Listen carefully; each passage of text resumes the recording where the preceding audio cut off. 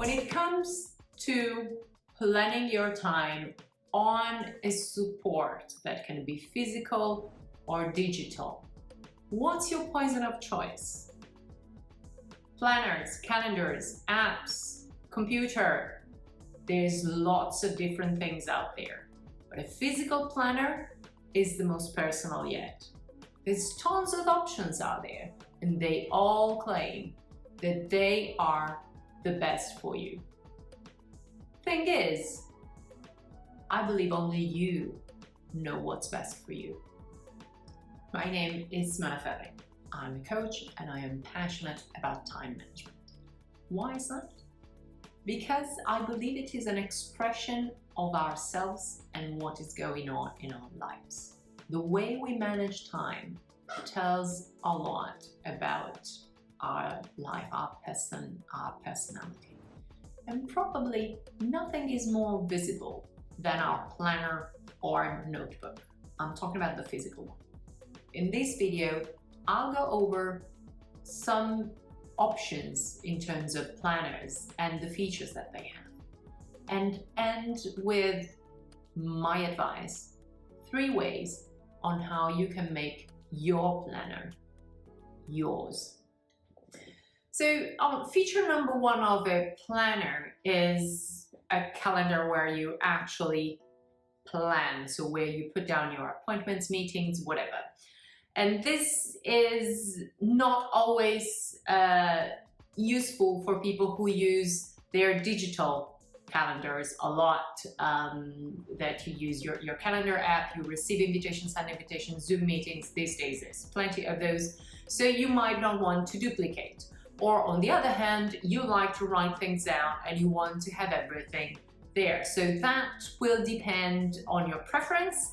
And also on your preference, it's okay, do you want it monthly, weekly, daily, monthly and daily, or whatever? And what do you write in the planner? Do you just write your tasks? Do you also write your appointments? Do you want to have time? So this is up to you, and I encourage you to try things out on your own and try whether these things work. I, for one, I use my calendar app on my phone and on my computer. So my notebook, my planner has tasks and lots of other things that I want to get done, so it helps me with that. But how I actually manage my time in terms of agenda, it's on my computer. So let's take a look at some of the planners that I have here for you, and what the features are. So in terms of the option here, I have 3 options that at some point I explored.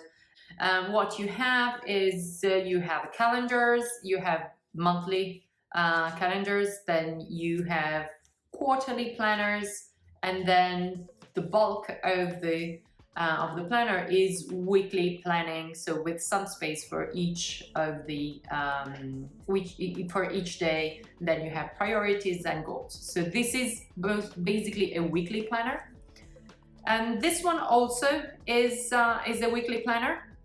So has goals for the week, success is what I can do better, and then monthly. But this works all the time, so you just need to write month, a year, and the numbers. So you can use this at any time you want. And finally, this one, all of this is 1 quarter, so it's very detailed, and it has a monthly part, it has a weekly part that you can see here. So there's milestones, there's a space to put what you want, and then there's a series of prompts. I'll come back to those. And then you have a daily page, a daily spread, so it's 2 pages. So for each day you have 2 pages. So let's move on to prompts, and these are mostly about productivity. I would put the prompts into 4 categories, which I suggest you consider and try to understand whether this works for you. One is keeping track of the goals and of your projects, so making sure that your daily to do this, your daily tasks, are connected to achieving those goals in the timeline that you prefer, monthly, quarterly, yearly. The second is to track your habits. So there's a lot of trackers are present into these things. There's apps for that, but it's basically saying, okay, I want to make a habit of meditating every day, and so I'm just going to put a cross on it. The third one is for review. So it's a prompt to just go back to your day, your week, your month, and figure out what went well, the successes, the wins, and what you can improve, what have you learned. And there's the fourth one that is more emotional in terms of there's gratitude, there's how are you feel, how did you feel about this? So it sort of prompts you to express your emotions regarding this, and usually it's still linked to the review. So all these are valid points, really, and they can help a lot, but they are helpful only as long as they are useful to you at this time and at this moment. What's the danger here? The danger is that they become another burden, something else that you need to do. The danger is that they're an excuse to procrastinate doing because you're so busy planning, because when you plan, you have to fill up 2 pages every single day. Or worse, they can become something that you feel you're failing at. I'm not managing my time properly because I'm not doing all the things that my planner is asking me to. So these are real dangers, and I really urge you to consider whether these points that I've raised, sort of sounded like something that could apply to you, and look into that. Your planner must support you. You don't have to work to support your planner.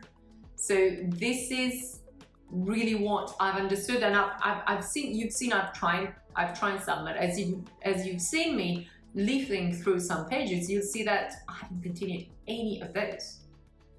Because at some point they didn't work for me. The gray one was a great excuse to procrastinate. It was like, I'm so busy planning and writing with so many colors. And so yeah, the planner did not become a support for me. It became an obstacle. So let's see what we can learn about this.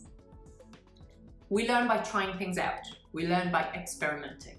Try these prompts. Try the prompts. You're gonna find them, plenty of them. You're gonna probably see some of them here in this video. Some of them may have caught your attention. Try them for a period of time and see if they work for you.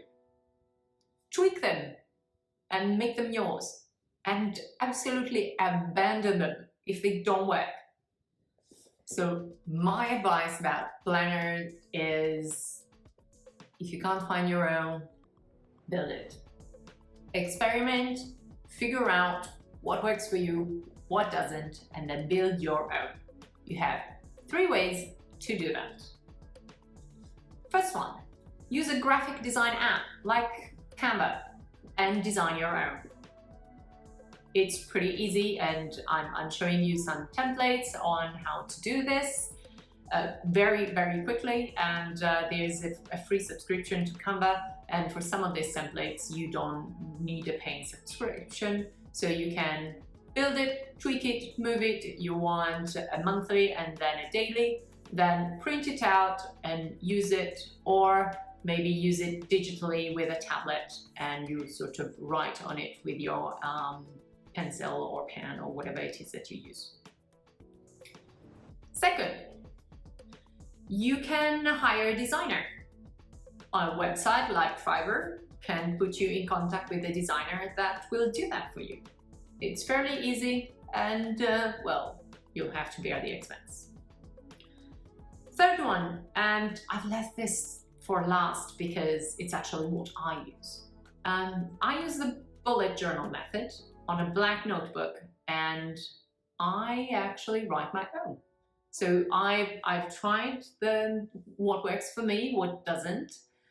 So you're seeing me right now just leafing through some of my pages, and I love the fact that I can add stuff, I can add my projects, I can have quotes, I can have plenty of things, and here is what I experiment with. And I like, I've experimented the week, it doesn't work, then I went back. At the beginning, I used to have a monthly calendar where I would write it, and then I found out that it was redundant because I had things in my calendar app anyways.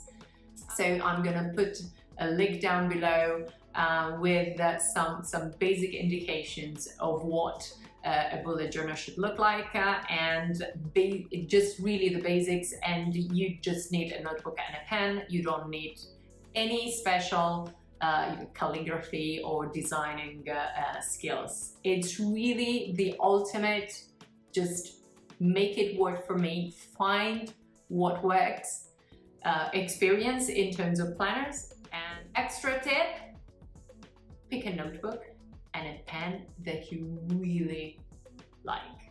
I hope this video gave you some food for thought on this very, very personal tool of productivity. If you have a favorite planner or a favorite prompt that particularly works for you, just please feel free to share it in the comments. If you like this video, give it a thumbs up, share it with someone whom you think might find it useful, and make sure you check out our Design Your Time playlist and subscribe so that you make sure that you don't miss a new video every week. Bye bye.